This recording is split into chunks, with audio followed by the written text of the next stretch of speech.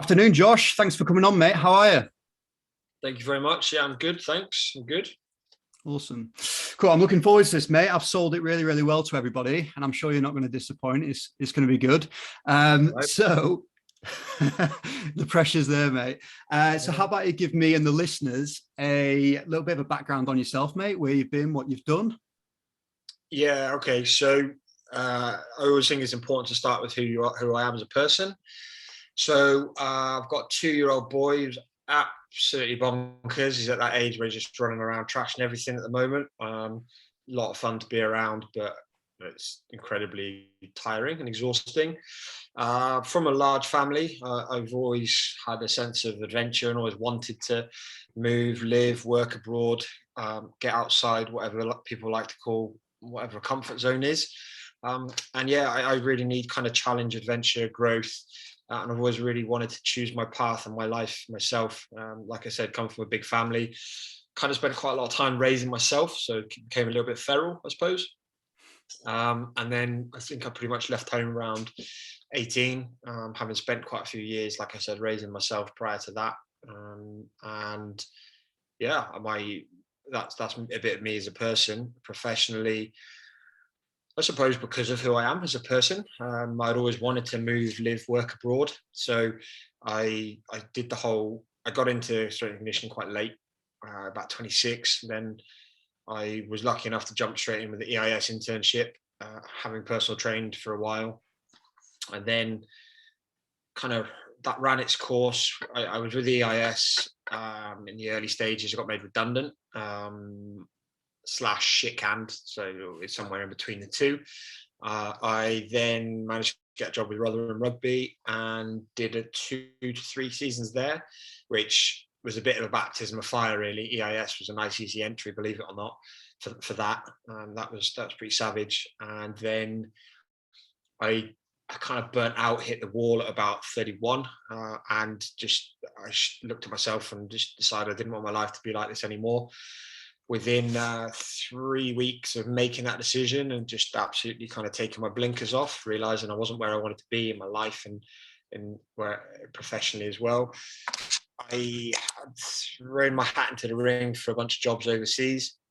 I had 3 interviews within 2 weeks of being back from that holiday. I had 3 job offers within 3 weeks. I had accepted one, and I was on the plane to India within 5 weeks of making that decision, taking those blinkers off. So I did a year out in India. Then that kind of again ran its course, and then I did 3.5 years out in Romania with the special forces there with Exos. That contract ended, so that was the end of that period of time came to an end. Then I in 2020, what we're now 2022, so 2021, back end of 2020, moved over to France. So I now live in Lyon, and I work for Hinter. So my first year was in motorsport with Formula 2, and now I work with a Formula 3 driver. So he lives up the road in Paris, so I go up and down to Paris quite regularly, and then I'm just on the road with him to the races as well. So a bit of a whistle-stop tour for my life and career, I guess. Hey, that's a fair bit. How old are you, Josh? If you don't mind me asking. 30 plus a little bit of tax, so Yeah. 37. Yeah. Love it. Yeah, you've done a lot, mate. Like it's cool to see the different directions you've gone. It's a little bit off the trodden path, I guess you could say. And I think the thing that really interests me about that is I want to dig into the special forces stuff. I guess in university and all the stuff you kind of read around strength and conditioning, it's always, design a program for a football player, a netball player, rugby, all those things. So what was your initial kind of thought process when they said, right, you've got the job, you're going to be working with special forces in Romania? What was going through your head in that instance? Well, add into that my brief, which was you could have between 180 and 350 people, and you'll be in sole charge of them. And I say, okay, what support do I have? You'll have support for 8 weeks and then nothing. Okay. What else do I need to do? You need to prep them and prepare them for So I'm just trying to work out how much I should be shitting myself with these questions, and each time it's just going up and up. They were like, you're going to have between 150 and 350. We can't tell you until you get on the ground. I'm like, okay. And then they say, I said, right, what facilities have I got? They're like, well, we don't know. You'll find out when you get on the ground. Like, this has gone up a little bit. Okay, what support am I going to have? You're going to have 8 weeks, and you're going to have a few extra staff with you for those first 8 weeks, and you're going to have nothing. Okay, what is it I've got to do? You've got to prepare them for selection. What does selection entail? Well, have you seen the program Who Dares Wins? Well, it's like that, but a bit more violent. Like, shit myself level goes up. Well, okay. Then I said, right, what equipment, resources, facilities, etc. You're going to have pretty extensive facilities, resources, but we don't know where they're going to be. Right, okay. And they showed me some pictures of a military base, and where those tanks are parked now, like we could put a gym there. Like, right, okay, this is just what I was told prior. And I thought it just kept changing, and I didn't actually get the job until, like, I didn't sign a contract or anything until like 12 hours before I was supposed to be there. But to be fair, India had prepped me for all of this. That was just wacky, and everything that you think you know about controlling the controllables is totally gone and out the window. So I was absolutely fine with it all.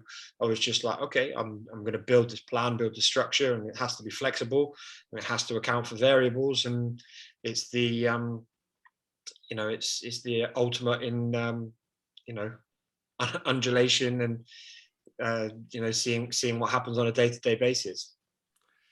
Yeah, that sounds mad, mate. It just sounds super reactive, and I imagine that's what it was. It's hoping that your skill set and your ability to be adaptable will kind of, get you through.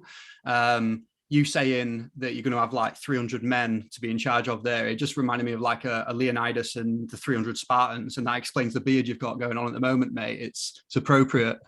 So with that then, I literally know nothing about special forces, mate. So I'm going to get educated here, which is cool. How did you approach the actual S&C side of it? So, usually in a strength and conditioning standpoint, we'd approach a new sport with a needs analysis. We'd kind of see what they need to do from a movement perspective, energy systems, all that stuff. We'd then kind of do a testing battery, put an intervention or a training program in place, and then retest. Is that the same for special forces, or is that just way out the window? Yeah. Before I answer that, I'll backtrack a little bit about my mentality and prep before going in, I suppose. I should have mentioned this before for some context. I'm non-military, so I thought about this in terms of levels of respect. So I understood that in a lot of countries in the East that you start on 0 for respect, or I placed myself on 0.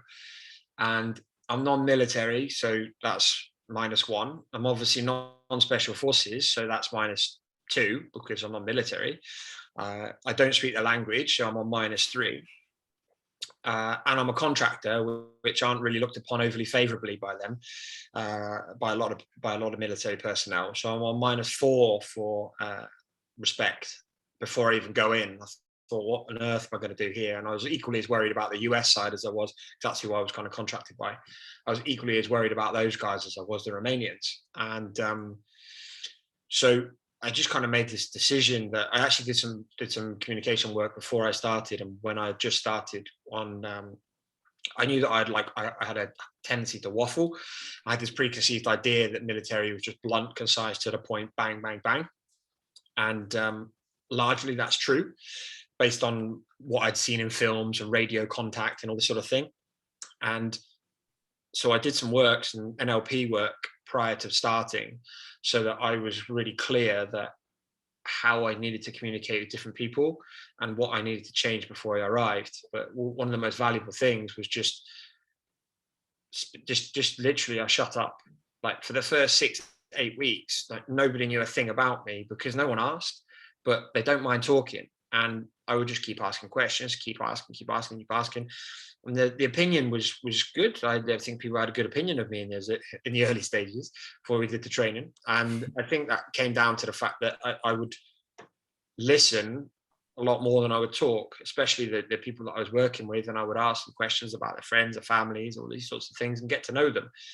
And not a single person asked me anything about myself. And it got to like 10 weeks in, and someone was like, where are you even from? Like, what is it? You know, you've got what? Two brothers and a sister. All right, where do they live? Or what do they do? You know, it gets further down the line, but my mentality was to put all of that first and absolutely just pipe down and just see what the environment needed from me before I was going to say, this is what we need to do. I needed to learn. I need to become a student of the environment, of the people, and do that really, really quickly. I was lucky enough to be living with a bunch of retired special forces guys.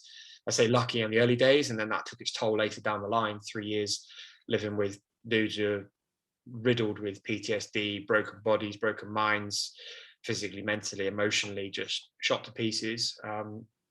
And that takes its toll on, that has a knock-on effect because they're such powerful characters. So I suppose that's my approach before. And then when we get in, I mean, it's important to do some sort of assessment. It's no different to any other sport. If you're not assessing, you're guessing. So we needed to do something. It very much comes down to what they had done, what they had experienced. And we needed this project to work because it was the first time that it had ever been done anywhere else in the world, never been done before. And it was really important that it worked and it was a success and that we could show metrics and measurements. But then you think about, right, how am I going to, what assessments can I do with, I've got no equipment. As I knew it, I had absolutely zero.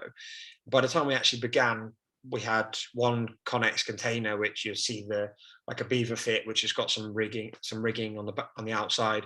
We had 5 tons of weight discs, 8 Olympic bars, one green foam roller about that big that if you sat on it would dip in the middle. So pretty much all of that was useless apart from the weight discs, because we had enough of those. The bars we didn't touch because there was only 8 of them for what turned out to be 190 people. And then we used the pull-up bars, and all the rest of it was just sticks and movement skills. So, okay, what testing, what assessment can I do on a group of 180 people, 190 people it was, that is repeatable, that is relevant, that is consistent, that it was all down to variables, down to time and down to resource. So we just did a carbon copy of what the US military system had used for many years. They moved away from it now, but we did the classic physical fitness test, PFT, which was maximum pull-ups, strict form, overhand, maximum push-ups. So in this order, pull-ups, push-ups, then they did sit-ups for our sins, and then we did a 2-mile run, we did 3K, so pretty much the same. And then we totaled those numbers up, put it into a ranking or scoring system, and then scored everybody off that. So we wanted to move away from you being an absolute stud, getting, gold standard, 0, or being a runner and weak as a kitten. We wanted to get away from that, so we had to level that out. So we took our incoming metrics. We also did some variation. We couldn't do a FMS because there's just too many people, so we did a modified. We took 3 of the movements. I think it was overhead squat, shoulder mobility, and maybe inline lunge. I think we took 3 of them and then gave people a score based off that, and then implemented some change over time. I think just going back to what you said at the beginning, mate, because I think before I lose it, I really like it, where essentially you went in for the first 6 to 8 weeks and your approach was purely like a research mission more than anything. Seek to understand before you seek to be understood. You're going into this environment where you haven't got a clue what's going to go on. And I think just relaying that back to different university settings, sports team settings, I think if we was to get a new job, I think a lot of people would be like, right, I'm going to go in, I'm going to implement this, but you don't know what they've got already. So I think the fact that you did that is awesome. Sorry, mate, I just wanted to get that in. Well, I will caveat that by saying that they had nothing in. They had nothing before, like absolutely 0. So we did with my team, we had to create everything from scratch, and everybody was looking because they didn't even know what it was. They didn't know what good quality physical training was. So there's this large element of education and upskilling involved in it as well. And the the fundamental thing was I watched and I learned and I listened from all the people that were above me and alongside me. And then I did my job with the guys who I was coaching, and I let the coaching do the talking. So bit by bit, the people who were alongside me as my, my colleagues and my superiors, they started to come and train a little bit. And at one point there, we had a colonel coming and joining in the training sessions, and he was sold on it. He loved it.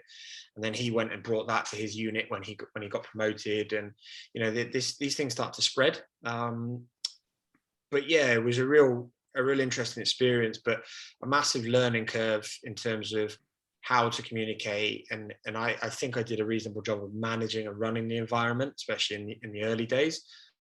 But creating something from scratch, which doesn't exist, is it was really quite a lot of fun, actually. I really, really enjoyed it. Would you say that was an easier task of creating something from scratch than, coming into an environment that already had like preformed superstitions and like systems that did or didn't work? Would you say that was an easier job?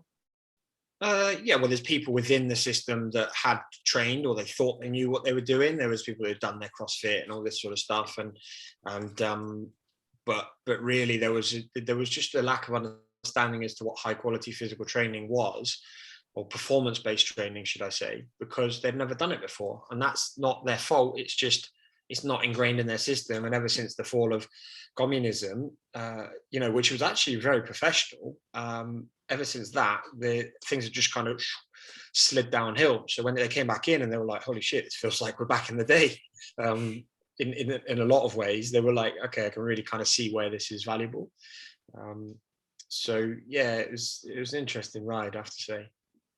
So with that then, in terms of the special forces then, and this is me knowing literally nothing about it. So what do they actually have to do in terms of, what is their job on the battlefield, or is it composed of different kind of, players or personnel? Like, how does that work?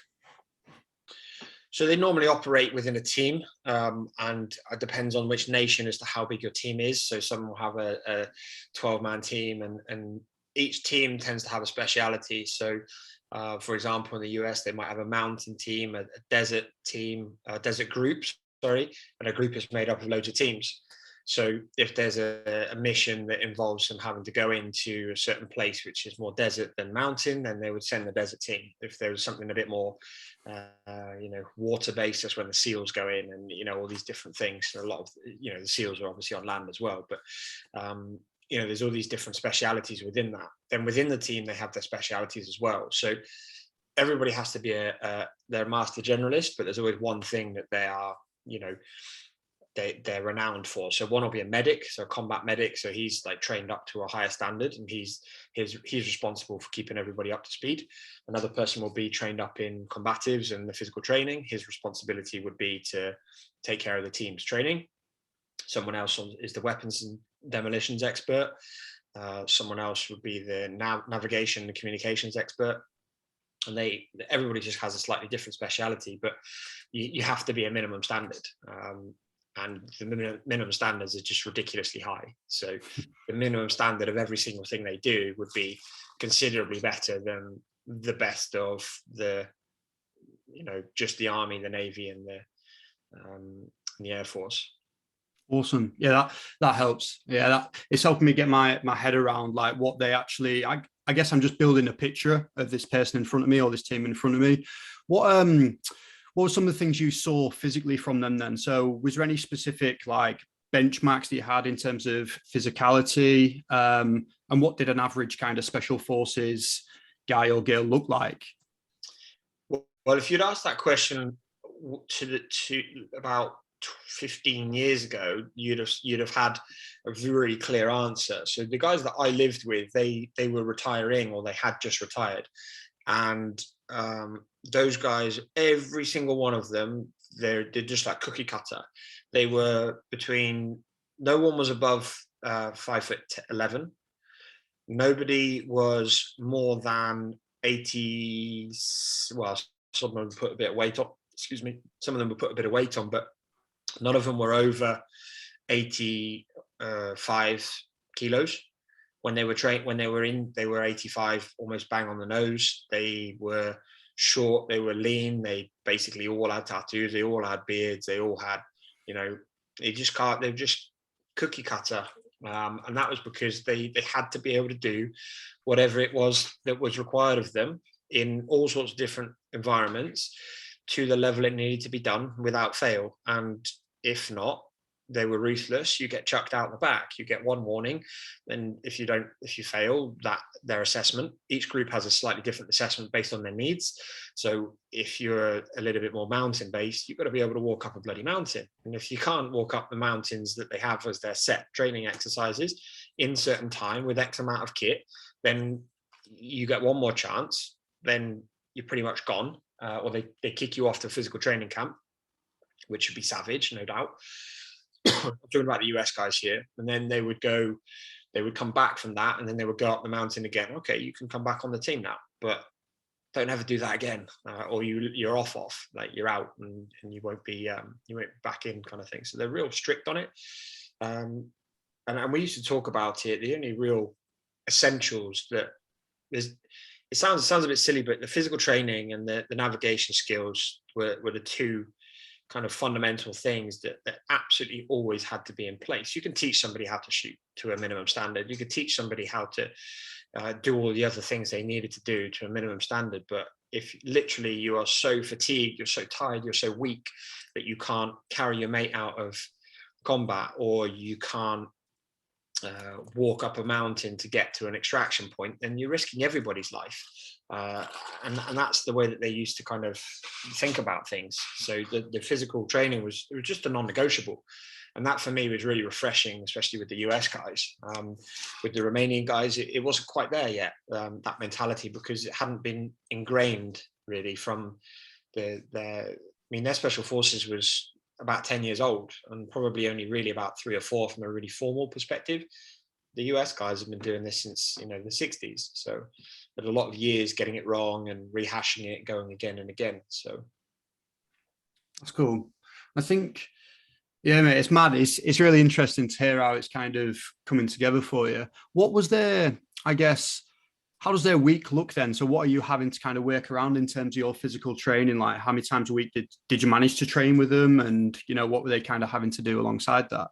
So I suppose it really depends on what we were doing. So the time of year. So I'll say straight off the bat that in physical training is just a part of the machine. And at certain times of the year, think about this in terms of team sport, like rugby, for example. You can't be a back row player nowadays and not be, 100 kilos. It just doesn't fly. It doesn't cut it.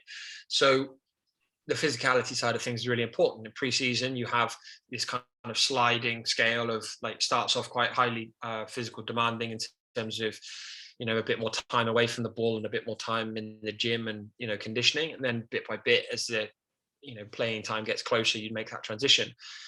It's quite similar in terms of the modules that they had to do and how we would prepare them for those modules. So we had 189 recruits turn up, and their goal was to get through selection. So what's really important is a measure of success that I used. Yes, we're interested in the metrics, but the most important thing is that somebody would go through our 8-week training course and they would drop out for reasons relating to mental weakness and not physical weakness. So we would get them to a stage where they were fit enough to be able to handle what it was they needed to do. And that was very specific. I won't say what the metrics are, but we were really specific with exactly what they were. So it was walk X distance in X amount of time with X load on your back. And that's up and down. So that's what you had to be able to cover, which means you need to move at this speed, which means that we know that that's one of the metrics for the testing and evaluation section. So we can backtrack and reverse engineer that. We then know that where the vulnerable areas are because of loaded carrying, loaded walks, and that would be ankles, that would be lower backs, that would be knees. What is it we need to do to get them strong enough to be able to handle that? And that was our biggest metric, is how many people can we get there? How can we reduce our injury stats as much as we possibly can to ensure that we are putting the most amount of people into the pipe as possible? So we did our 8-week training camp, and that 8 weeks was sole purpose to prepare them for selection. We did our metrics to begin with, which I then totally ignored for the remainder of the 8-week camp. We only really retested because it gives us stats as to what we're able to achieve. And then we would implement training. And because I think there was some concern over how maybe the condition that people were coming in because they'd never done it before, because they know that selection was going to be a little bit more in line with how the US had done things before. I think there was this thought process that it was going to be quite challenging and savage for the guys. So we needed to put a big emphasis on the physical. And then the basic skills of learning how to navigate, learning how to shoot, and that was and operate as a team. So those are the modules. So how that started was they said, right, if we've got a calendar, let's punch in every single day your physical training. So we had 3 groups of around 60, so 3 field teams of 60. And the first one started at 6, and then we did, I think it was 60 or 80 minutes. We started at 90 minutes maybe with them, and we broke that down into whatever it was they needed. So recovery, loaded carries, resistance training, running, and we just mixed the sessions around throughout the week. So it's been a while since I was there, but we'd always do almost like a lift on a Monday, Wednesday. Lift on a Monday, Thursday, loaded march to get the tempo and speed. So that would be quite short distance, maybe 3 to 5K, but at the speed we would need to do for the test event. And then we'd do some running first. So that would always be intervals. We never did any long runs whatsoever, which I know is not the norm for military at all. We never ran over 1K in any one particular interval. And although in their selection process, they had to do 9-mile runs and 8-mile runs, which incidentally they smashed out the park. Then they would do on a Wednesday would be kind of a recovery day. Then, and we might do a little bit of kind of off-feet conditioning, some core and tissue tolerance work, all that sort of stuff, but a big regen day. Thursday was then a resistance day again with a tiny little bit of conditioning top up, some red zone type stuff, which was always pretty savage. And then on the Friday would be the longer ruck march with incremental increases in distance. And we would normally start at the same load. So we were only really changing one variable at a time. And to be honest, I used that format for 3 years. And the format worked because we never ran over a certain distance, because the accumulated volume over the week and what else they did in the training day was giving us the stimulus we needed for them to be able to run 8 and 9 miles, despite the fact they'd never run more than 1K in a single interval effort. In an interval session, they did 4K. And that was the quick guys. So they might do 4 1K efforts with, X amount of rest. But yeah, it just, it seemed to work, and it seemed to injury proof them, and they did really well. So you can get people to where you can get them in 8 weeks. Once they kind of got through selection, they then moved into the qualification course, they call the Q course, which is a bunch of different modules throughout the year. And then they have different assessments throughout that. So things like small unit tactics, things like mountain warfare, things like urban combat. Then they have basic rifle marksmanship, all these different kind of modules and units. And for a lot of those, I would travel around with the guys and just run mobility and training. And that was based on three main parts, really. We're developing something, we're maintaining it, or we're recovering from something. And sometimes the training that they were doing was so savage, we were literally just holding them together with regen and movement prep and development work. So that was going to be my next question. How often did you have to basically take that plan and throw it out the window? Did that ever happen, or was you always kind of keeping elements of it? Yeah, it often happened, but what I really did early doors was, once people started to see the value of what we were doing, then they didn't want to change what we were doing. And I was always very clear with everybody, and it's something that I'd advise practitioners to do with their coaches, their sports coaches, is you have the conversations early, and before you start, say, look, what is it you want to achieve? I want to achieve this, this, this, this, this. I want my players to be able to, I need my operators to be able to do this, this, and this. Okay, yeah, no problem. And how important is that for you? That's, 10 out of 10 for importance. Okay, no worries. So we can achieve that. I believe that we can work together and we can achieve that goal. But every time that something crops up, every time that there is a parade that they must attend, every time that there is a discipline issue and you go and flog them and make them run whatever it is they run, and then sit in a caterpillar push-up position for God knows how long, you're impacting what I can give to you. And that is essentially shooting ourselves in the foot, because I'm not able to provide you with the operator you need. If that's something you need to do and you have to do it, then so be it. Just understand that we're not able to give you a 10 out of 10 anymore. Every time we compromise, it's 9, it's 8, it's 7, it's 6. And if we're good with that, then that's what it is. And then phone me up and they'd say, look, can we do a 60-minute session, not 90, because of this? Absolutely we can. But if we do this, then we're compromising the outcomes you want. And if you want to, are you happy with that? Oh, no. Any way we can squeeze 90 into 60? No, not at all. If you want them to be able to do this in selection and survive and do this and this and this, then this is our plan. And it was just real clarity on that before we got started, and then reminders. And I wouldn't always phrase it like that. It's like, look, we can change, but we're going to be compromising the outcomes. Like, what is there any way we can meet in the middle, or can they do half a session and come back and finish it later? Can we do this? Can we bolt on something here and here and here and here? And once people start to go, oh, okay, yeah, maybe we could do that, the eyes open a little bit. And I tried not to provide too many problems. I just tried to approach it as a bit more solutions. And they kind of responded to that, because they're very solutions focused people. So it would be, how do we get in the training that we need and be able to get the outcomes that you need as well? How do we do that? Well, okay, maybe we can shave off 10 minutes and we can do that in the classroom, and therefore they can stay here for 10 minutes longer. Okay, great. We've just compromised, and you've won 10 minutes and I've not lost 30, I've lost 20. So that's cool. That's cool. With like the military, then, this is, I guess it's more of an opinion question here. Like, obviously they have to do some absolute mad shit. Like, what their role is absolutely mental. Well, it's physical and mental, but in terms of what they actually have to put up with, the sleep deprivation, the huge physical workload.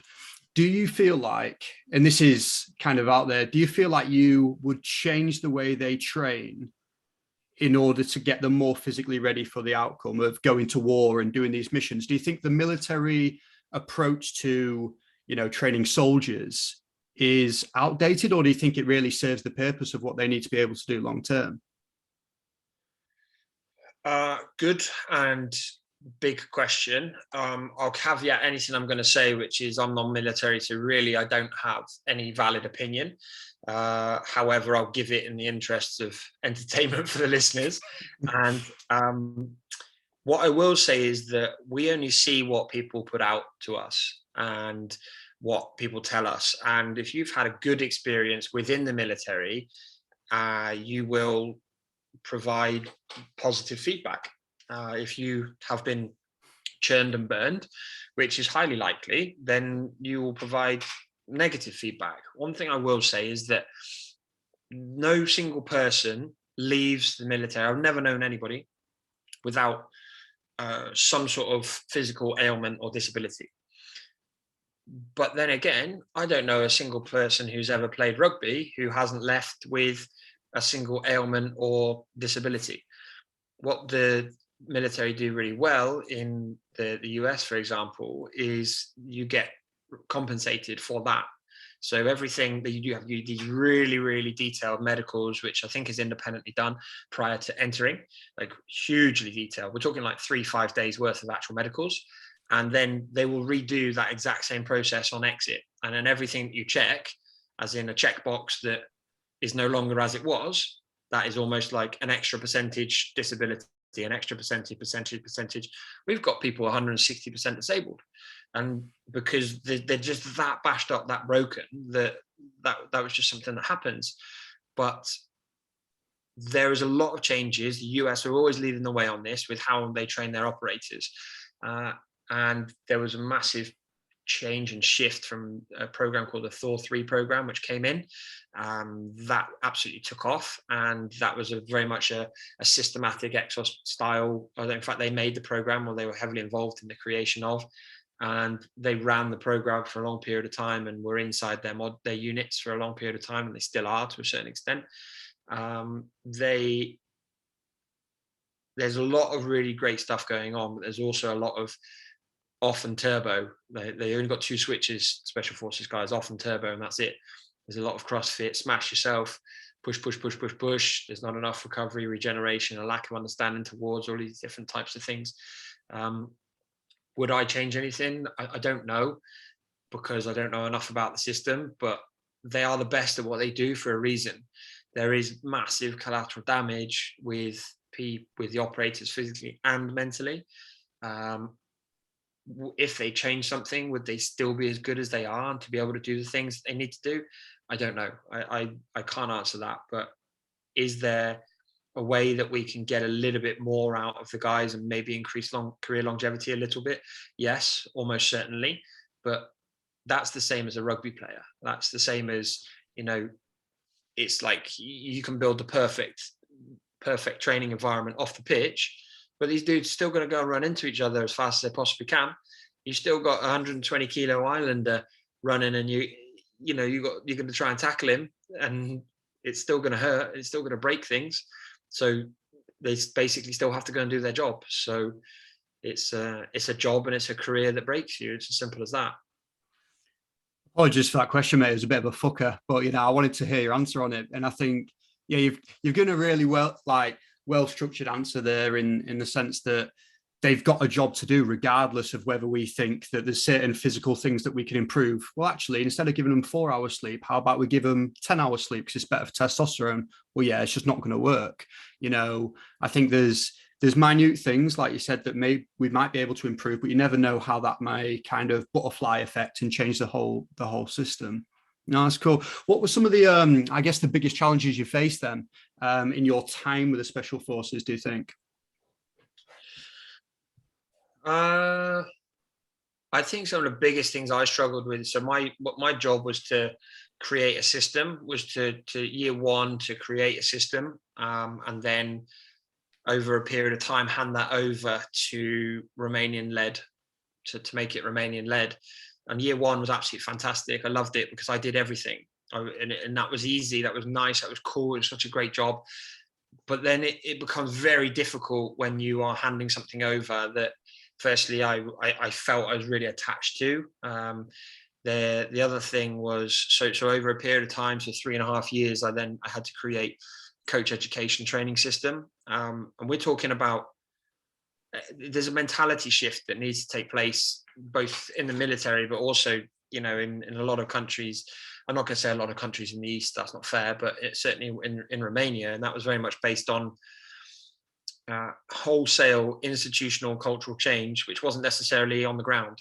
It was the infrastructure all the way up to the top, not wanting to change or not valuing physical training and high quality diet and rest and recovery, regeneration, etc.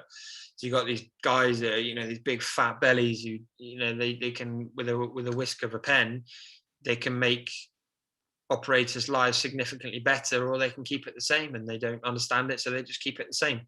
And the system struggles to move forward at the rate that it should and it could, and the rate that the guys on the ground want it to move. So that for me is really difficult. It's the same as the players in a club. The players are like banging on the board. They really want, they buy into what you're doing, or they want to buy in, but they're not supported by the system. So they say, we want to do HPP, so the high performance program. We want to do that, but where are we going to shower after? Where's our gym? We don't have a gym. We don't have any equipment. We don't have anything. Yet you want us to act and be and do all of these things to the standard you expect. We're not getting supported from the highest end. So when we get that, maybe we'll consider doing what you want. I always found that really difficult, and because of the way in which, so personally, I struggled with, and I don't know if I burnt out actually when I was here. I definitely burnt out before, but maybe a bit more compassionately. You're giving energy or you're taking it, and over there, there's not a lot of energy that the individuals have on the whole, especially in that structure when they get beaten down and they don't have much. They get asked so much, and the only thing that they can really, stand firm on is time. So you're asking someone to get in at 7:30 in the morning and their shift starts at 8. No one's turning up 7:30, like nobody. And you're saying to someone your shift finishes at 4, you're damn right they're out the door at 3:45 because they're walking off base at 4. Because every second is worth something to them because they don't get paid enough and supported enough. So I totally understand that, and I struggled with that. Just it not being a high enough priority, but that stems from the top, really. I feel like that system that you're kind of outlining there, I think there's so many similarities that I think we probably see in sport as well. And obviously, you're talking about something that's greater than sport. You've got your life on the line, and I'm not making that comparison lightly, but I think there's no short of universities, sports clubs where either the actual practitioners on the ground level or the players or the students just feel like the people at the top are so far removed, to the point where they just don't almost understand. I don't know. I guess another kind of weird question for you. Have you ever been in an institution where you feel like those people at the top, the managers, the people with, the magic pen, do what you feel they could do to make the bottom better?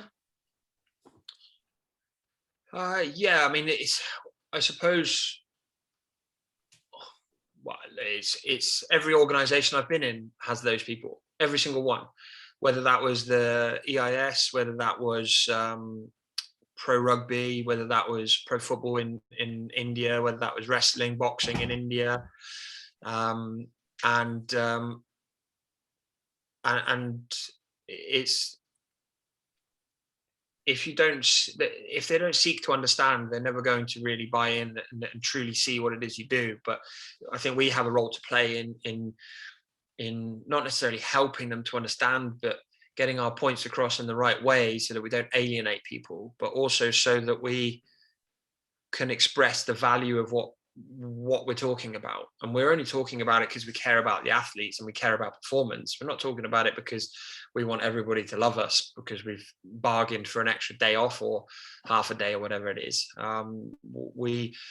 The organizations and the clubs and the people who really truly value player well-being and staff well-being are the ones that A, hold on to their players and staff, and B, often turn to be a success. You look at clubs like Liverpool, and Jurgen Klopp is just an absolute legend, isn't he? There's all sorts of things flying around Twitter at the moment about that penalty shootout and how he conducted himself, and also his approach towards mentality monsters. And they're creating an environment where people can be open, they can share, they can be vulnerable, they can be strong, they can be weak at times. And there's a system and an environment which is cultivated, that he built that over time. And if you don't have that, then it can become toxic and they can crush it over time. So this is something that's been really, really, really prevalent and clear throughout my career, and anybody listening who will think exactly the same. It's individually dependent. Sometimes it's fantastic and they hang their hat on certain things, and other times, I don't really know, I didn't have that in my day, and he's just being soft. And tricky one. It's a really tricky one. I think there's never going to be a simple answer to this. And as you're kind of speaking there, it took me back to one of the first roles that I had, and I was on the ground, and I think definitely felt hard done by in terms of some of the decisions that were being made, pay, hours, all the things that essentially made life hard or made my ability to do my job harder.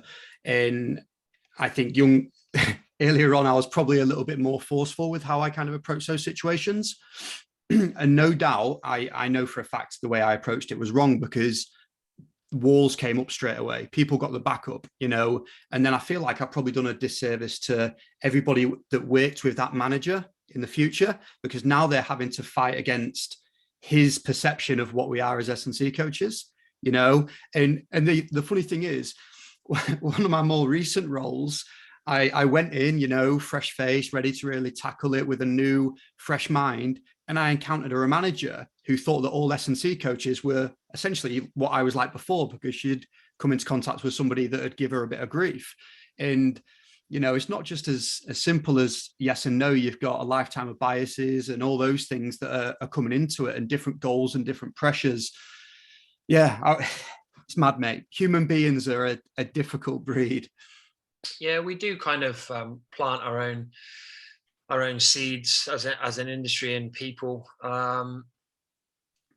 I just think there's so much value in just stopping and observing a little bit, and just talking a little bit less, and trying to sort of seek to understand your environment.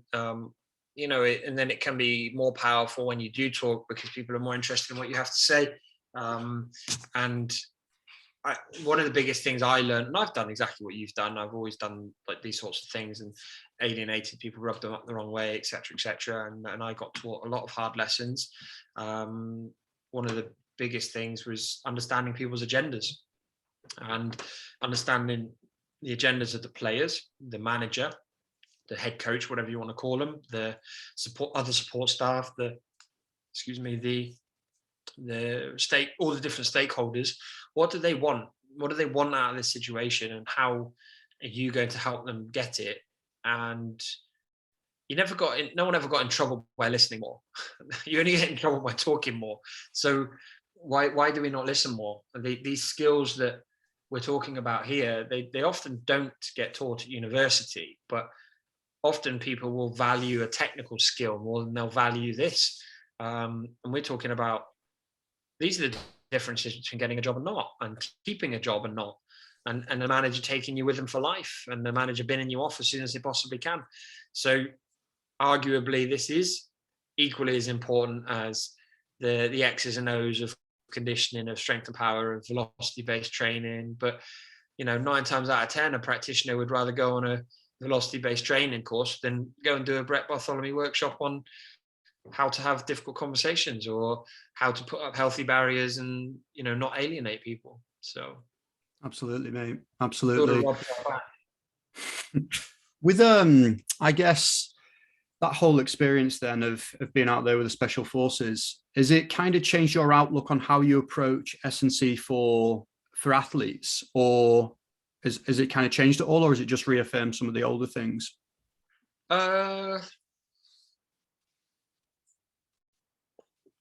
I think one of the biggest things that I learned from both India and Romania and Rotherham, they just flowed into each other. I had low resources in every single place, and in the early days I had next to nothing, and they just flowed into each other. It was like a stepwise progression / regression throughout, just up and down. And one thing I learned is that my variables in those situations dictated near enough everything. And I almost had this, like, I would always try to say to people, if you're writing a program, the last thing that should ever go on there is exercises, because it will become really, really crystal clear what you're able to do based on what time you have, what numbers you have, what space you have, what resources you have, what facilities, what equipment, what this.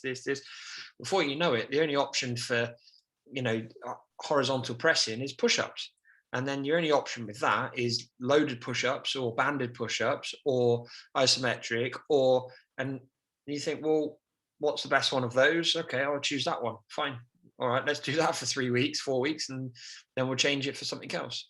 So these things that was how I programmed. I've learned to program off variables, and I had athletes recently say, oh, you know, I really like this exercise. Oh, okay, cool. Well, we could potentially do something. It was like a kettlebell clean and press or something like that. Okay, all right. So where are you training next week? A hotel gym. Okay, do they have kettlebells? I don't know. Well, if you don't know, then we're not going to do kettlebell clean and press, are we? Because we can't get any continuity whatsoever.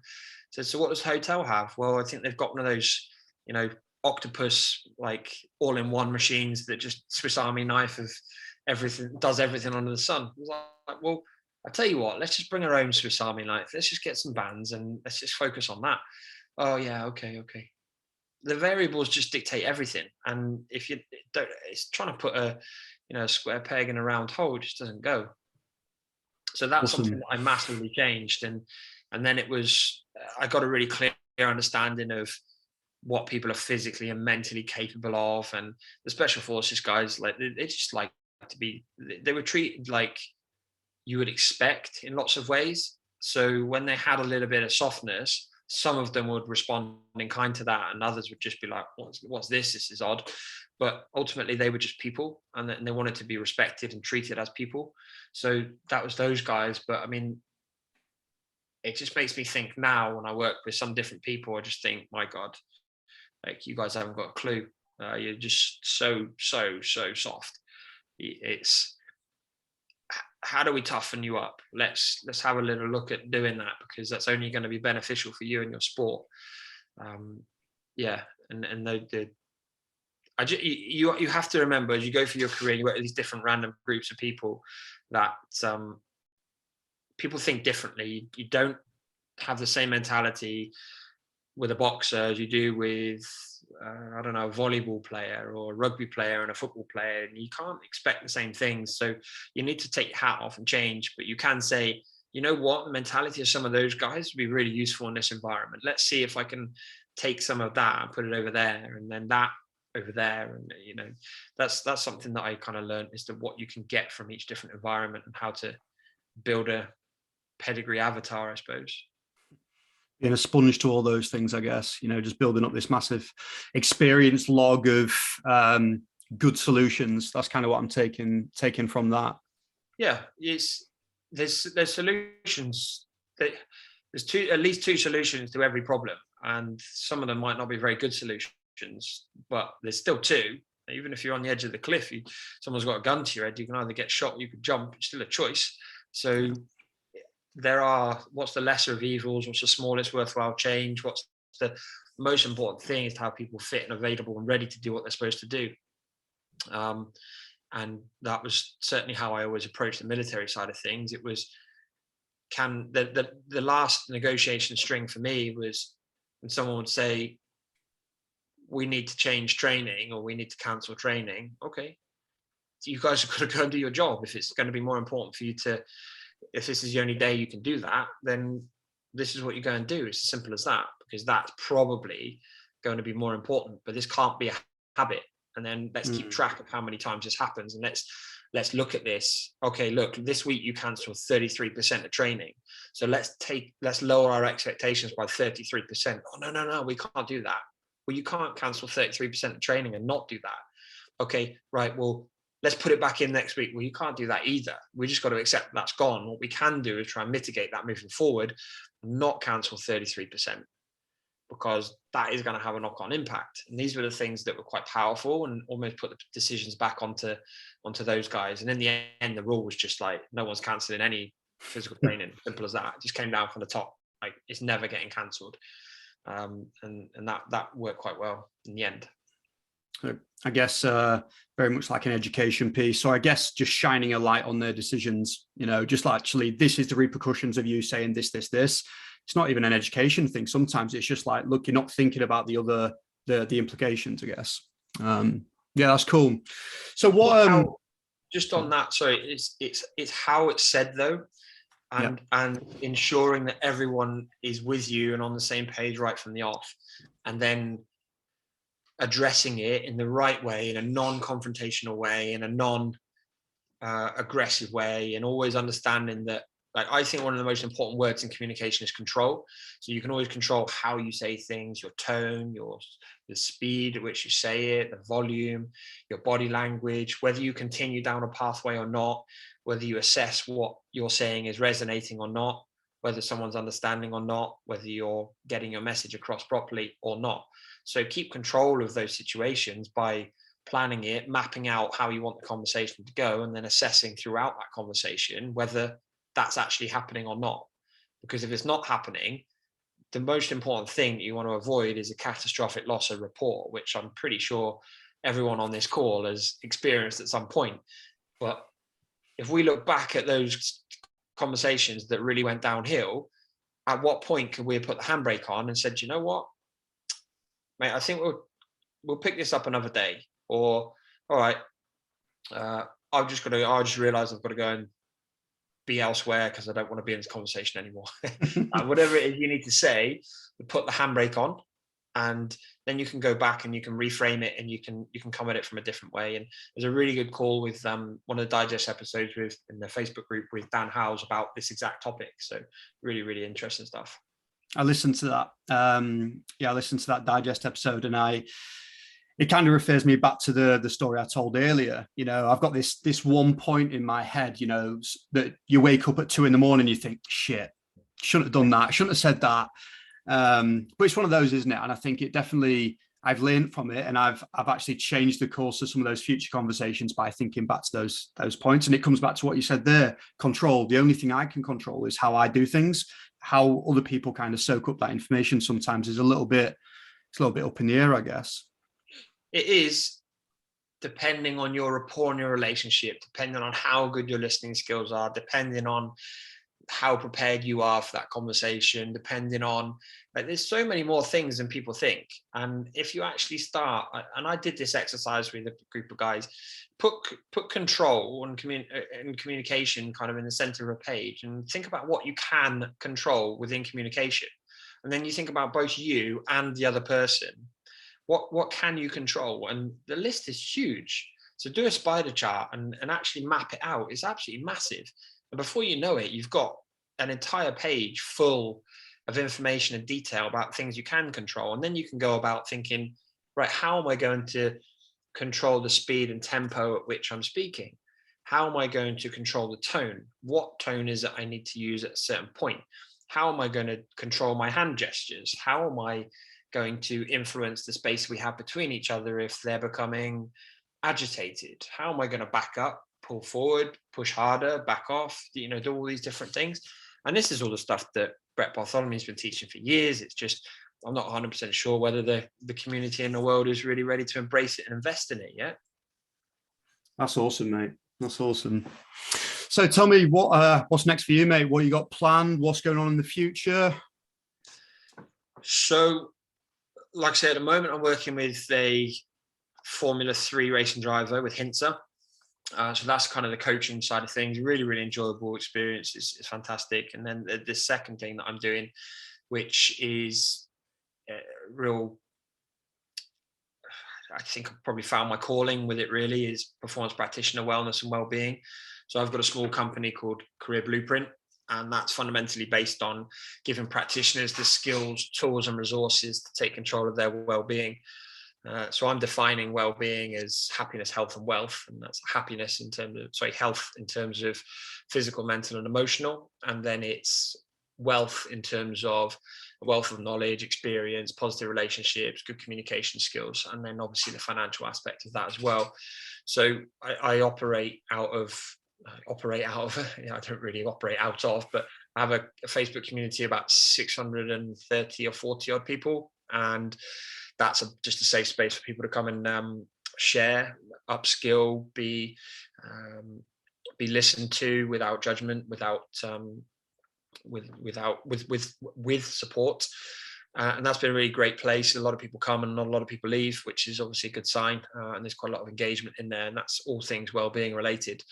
As a company, my goals really are to give practitioners the skills and tools to put their well-being first, because their well-being shouldn't be an afterthought, and the self-care in our industry is typically quite poor.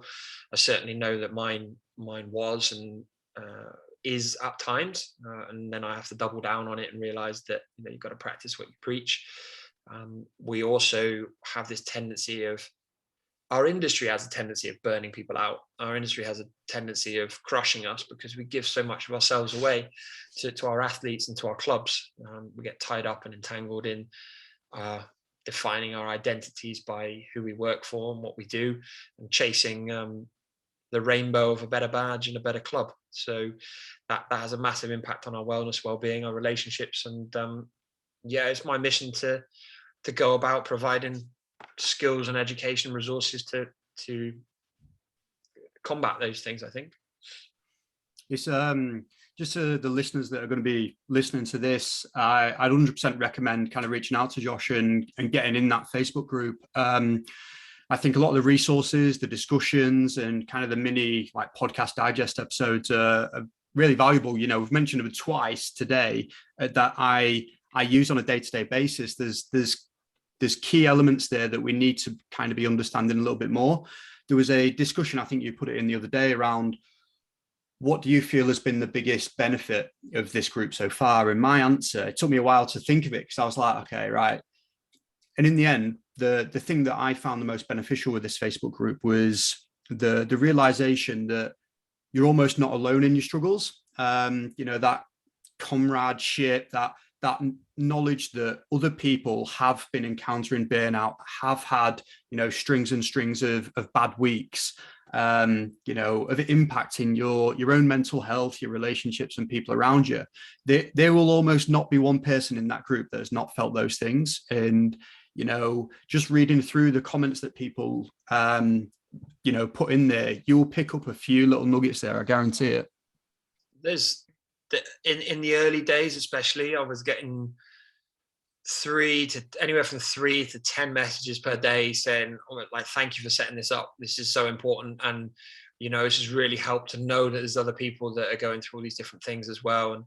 And they can be physical, mental, emotional, and people are just there and sharing and caring without any judgment. And once the ball gets rolling on a conversation, it really does keep going. And that's been great. The tools and resources are very much, I always have quite a large slant towards the career development side of things. And that's because I know how impactful this career can be on our personal lives. And I know that because I've had relationships crushed, because my well-being has been in the gutter, because I've burnt out. And I didn't create a company just because of all these things that I've gone through. I created a company because I realized, you know what, like, it doesn't have to be like this.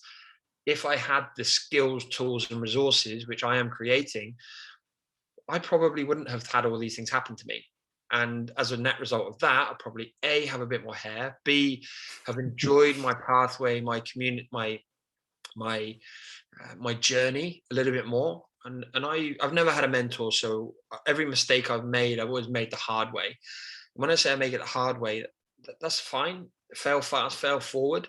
But every time I've failed, it leaves a scar, and that leaves some scar tissue, and that generally and gradually starts to grind away and grind away and grind away. And that can turn into something over time, unless you're able to address those and prevent it turning into scar tissue. So that's what I'm kind of saying to people. You can learn from other people's mistakes. You can get left of these bangs. And I'm saying left of bang is the military term they use for something that happens what happened prior to a firefight or an explosion or a catastrophic event. What were the things that led up to that? And how do we then change our standard operating procedures, our way of doing and being, our training, our mentalities, in order to avoid that happening? So these guys are the kings of that, and they're constantly adapting that.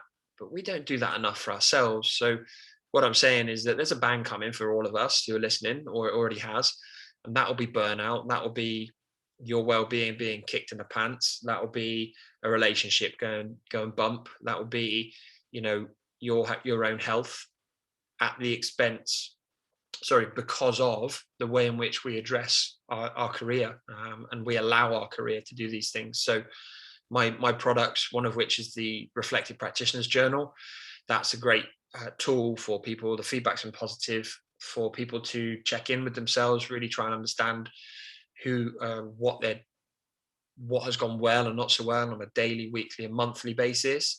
And not just that, but combine that with the happiness, health, and wealth check-ins on a daily basis, so that you are always keeping your well-being at the forefront of your mind. And then the future products are based around things like career periodization, understanding how to build your own professional pathway to the way that you want it, based off gap analysis, core competencies of the industry, and couple that with the triple F family fulfillment and finance model, which is all about understanding your values, who you are as a person, and how you can make better career decisions based on things that are really important to you.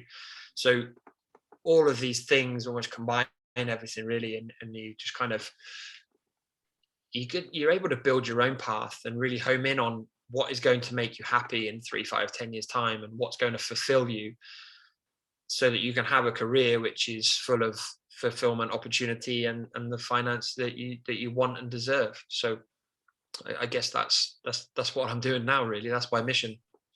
It's a big mission, mate. It's a big mission, but I think, we've spoke about this before, but I think it's worth it. I can wholeheartedly get behind that for longevity in this career that we all love. If you love it so much, let's invest and make sure they're actually doing it for, the rest of our life, or the best part of it. Where can people find out more about, this mission you've got? Where can people find you on social media, Josh? Yeah, so you can have a look at my website, which would be yourcareer-blueprint.com.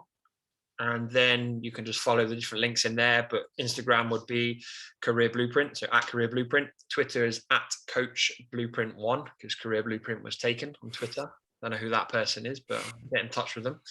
And then the Facebook community as well. So that you'll be able to find that on. I'll drop a link into this recording, and that's like I say, that's expanding. Or if you're interested in joining, then just reach out to myself or Jordan, and we can poke you in the right direction. Awesome. I'll put all those links in the show notes below for anybody that wants them. But yeah, I just want to say a big thanks, Josh, to kind of sharing some of your experiences in a really, really, really niche topic. I don't know anybody else that's kind of done strength and conditioning or physical prep in special forces population. And I found that really, really interesting. And I think there'll no doubt be some nuggets there from your experiences that we can all apply to our actual careers as they currently stand. I do really believe that we can find those performance 1% all over the place. You don't just need to speak to other people that work in football. They are all over the place if you kind of just, like you said before, listen more. But yeah, really appreciate your time today, mate. And I will speak to you soon. Thank you very much. Thanks for listening, anybody who's tuned in.